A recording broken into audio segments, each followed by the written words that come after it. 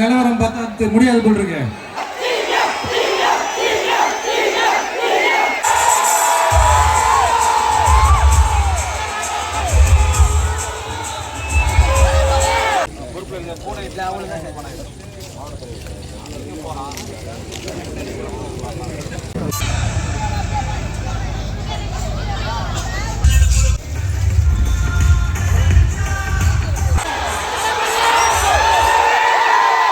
போராட்டத்தை பத்தி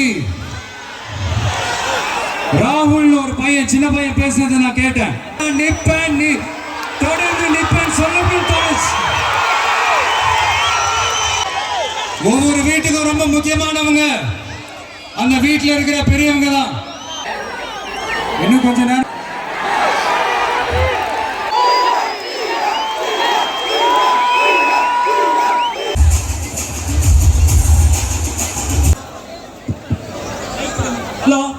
கேக்குதா?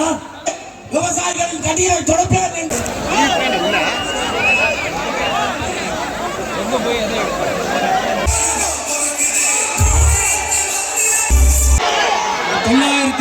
நாட்களுக்கு மேல உங்க மண்ணுக்காக போராடிட்டு இருக்கீங்க.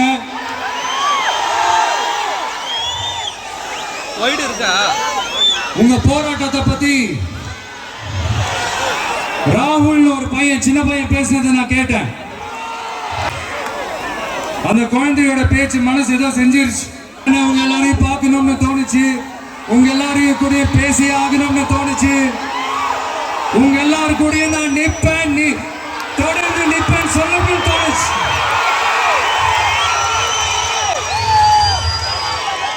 ஒவ்வொரு வீட்டுக்கும் ரொம்ப முக்கியமானவங்க அந்த வீட்டில் இருக்கிற பெரியவங்க தான்.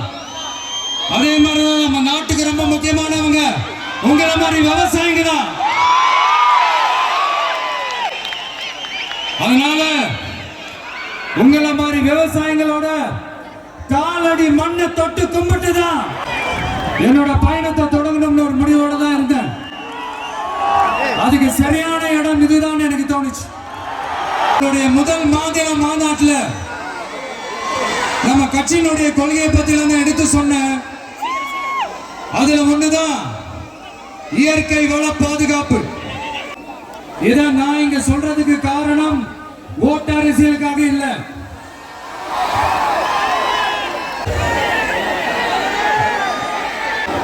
இன்னொரு தீர்மானம் அதே மாநில மாநாட்டில் நான் சொன்னேன். அது விவசாய நிலங்கள் பாதுகாப்பு கொள்கை தீர்மானம். அதுல காஞ்சிபுரம் மாவட்டம் பரந்தூரில்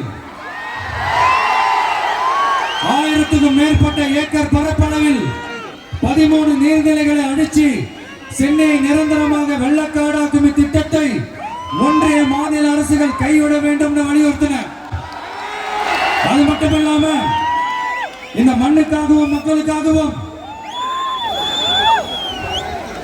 நம்ம விவசாயிகள் பாதிக்கிற இந்த திட்டத்துக்கு எதிராக சட்ட போராட்டம் நடத்தவும் தயங்க மாட்டோம்னு சொல்லியிருந்தோம்.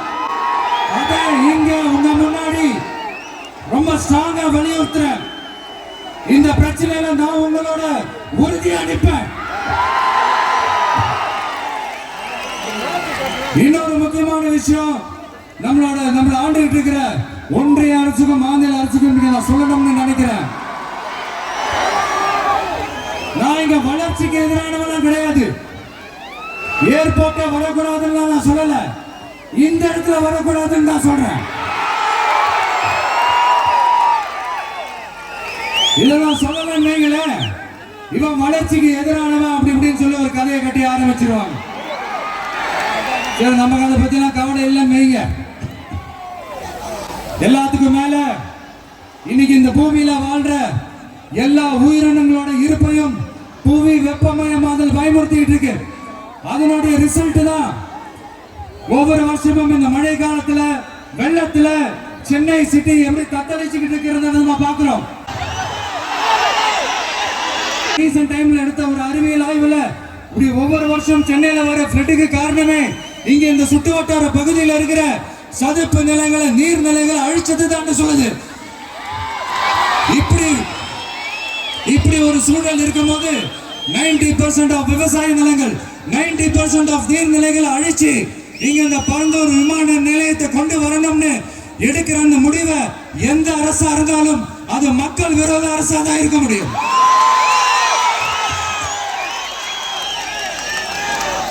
இப்ப சமீபத்தில் நம்ம அரிட்டாப்பட்டி பகுதியில் அந்த டங்ஸ்டன் சுரங்கம் அமைக்கிறது எதிர்த்து தமிழ்நாடு அரசு ஒரு தீர்மானம் ஒன்று கொண்டு வந்தாங்க. அதை நான் மனப்பூர்வமாக வரவேற்கிறேன். ஆனா அதே நிலைப்பாட்டை தானே இங்க நம்ம பரந்தூர் பிரச்சனையில எடுக்கணும்.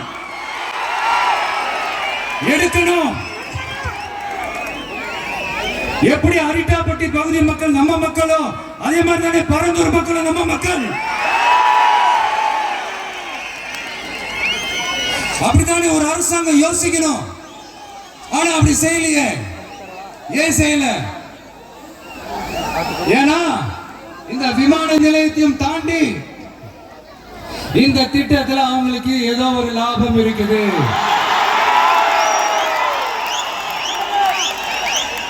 அதை நம்ம மக்கள் தெளிவா புரிஞ்சு வச்சிருக்கிறாங்க. நம்மளுடைய ஆட்சியாளர்களுக்கு ஒரு சில கேள்விகள். நீங்க எதிர்கட்சியா இருக்கும் போது 8 வழிச்சாலையை எதிர்த்தீங்க, அந்த காட்டுப்பள்ளி துறைமுகத்தை எடுத்தீங்க. அதே தானே இங்கேயும் அதே நிலைப்பாடு தானே இங்கே எடுக்கணும். எதிர்கட்சியா இருக்கும் போது விவசாயிகளுக்கு ஆதரவு, ஆளுங்கட்சியா இருக்கும் போது விவசாயிகளுக்கு எதிர்ப்பா? எனக்கு புரியலையே.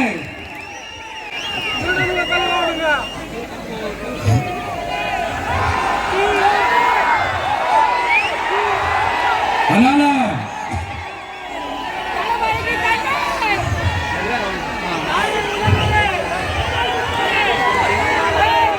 இனிமேலும் சொல்றேன், உங்க நாடகத்தெல்லாம் பார்த்துக்கிட்டு மக்கள் சும்மா இருக்க மாட்டாங்க. நீங்க உங்களோட வசதிக்காக அவங்களோட நிக்கிறதும் அவங்களோட நிக்காம இருக்கிறதும், நாடகம் ஆடுறதும் நாடகம் ஆடாம இருக்கிறதும், அது சரி. நம்புற மாதிரியே நாடகம் ஆடுறதுல தான் நீங்க கில்லாடிங்களாச்சு. அதே மீறி நம்ம விவசாயிங்க உங்க போராட்டத்துக்கு எதிராக போராடினாங்கன்னா பிரச்சனை தான். அதனால இனிமேல் உங்க நாடகத்தை பார்த்துக்கிட்டு மக்கள் சும்மா இருக்க மாட்டாங்க. உங்களோட இந்த விமான நிலையத்துக்காக நீங்க ஆய்வு செஞ்ச இடத்தை மறு ஆய்வு செய்யணும்னு ஒன்றிய அரசுக்கும் மாநில அரசுக்கும் நான் கேட்டுக்கிறேன். விவசாய நிலங்கள் இல்லாத இந்த பாதிப்புகள் குறைவா இருக்கிற இடங்களா பார்த்து உங்களுடைய விமான நிலையத்தை கொண்டு வாங்க. நீங்க எல்லாரும் உங்களுடைய ஊர் கிராம தேவதைகளான கொல்லமட்டால் அம்மன் மேலையும் எல்லை அம்மன் மேலையும் ரொம்பவே நம்பிக்கை வச்சிருக்கீங்கன்றது எனக்கு தெரிஞ்சது. அந்த நம்பிக்கையை இழந்துடாதீங்க. உங்களுக்காகவும் உங்க ஊருக்காகவும் இனி உங்க விட்டு பிள்ளையான நாடும் தமிழக வெற்றி கழகத்தோட தோழர்களும் சட்டத்துக்கு முற்பட்டு எல்லா வழிகளிலும் உங்களோட உறுதி அளிப்பேன். உங்களோட ஊருக்குள்ள ஏகனாபுரம் ஊருக்குள்ள வந்து அந்த திடல்ல தான் உங்க எல்லாரையும் மீட் பண்ணணும்னு நினைச்சேன். ஆனா எனக்கு பர்மிஷன் கிடைக்கல. இங்கதான் பர்மிஷன் கொடுத்தாங்க. நான் ஏன் ஊருக்குள்ள வரணும் தடைன்னு எனக்கு தெரியல. இப்படிதான் கொஞ்ச நாளைக்கு முன்னாடி நம்ம புள்ளிங்க ஒரு நோட்டீஸ் கொடுத்ததுக்கு தடை விதிச்சாங்க. ஒரு துண்டு சீட்டு நம்ம பிள்ளைங்க கொடுத்ததுக்கு. கான்பிடண்டா இருங்க, நல்லதே நடக்கும், வெற்றி நிச்சயம். மீண்டும் சந்திக்கும் வரை நன்றி, வணக்கம்.